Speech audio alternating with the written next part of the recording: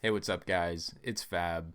So, the holidays are coming up soon, and I'm going to make a separate video on that sometime toward the end of the year. But today's video is going to be on the topic of boredom and short form content, i.e., TikTok, Instagram Reels, YouTube Shorts, whatever. I'd like to start by saying that by no means do I consider myself to be perfect nor free from the subject matter of this video.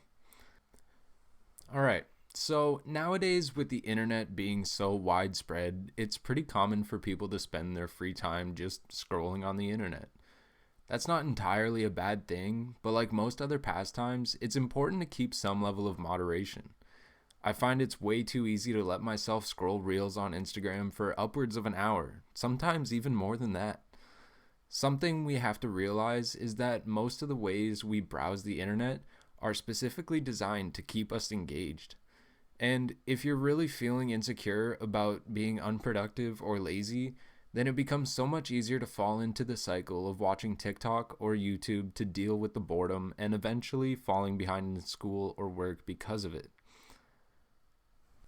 I feel like a lot of people have talked about this topic, and some of them have probably mentioned picking up a hobby outside of the internet. Trying out new hobbies or going back to old ones can be a lot of fun, and in some cases can even be considered productive. For example, lately I've been learning how to touch type. It's a pretty basic skill, but it can be pretty beneficial later on down the road, especially for students or office workers. It took me maybe a month to get used to not looking at my keyboard while typing, but I'm starting to get the hang of it, and it's increased my productivity at school and while writing the scripts for my videos. Getting away from short form content has given me more time to do research on topics that I actually find interesting, like politics or content creation.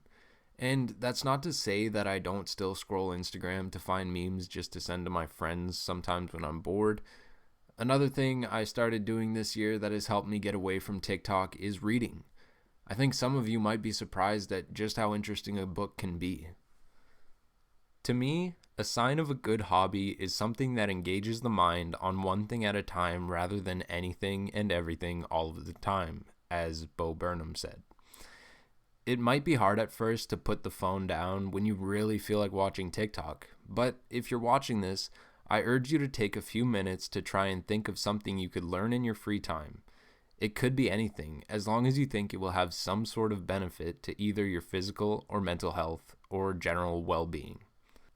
There's a lot to be said about the science behind watching short form videos, but that's not what I'm here to talk about because I'm sure you've heard a lot about it already.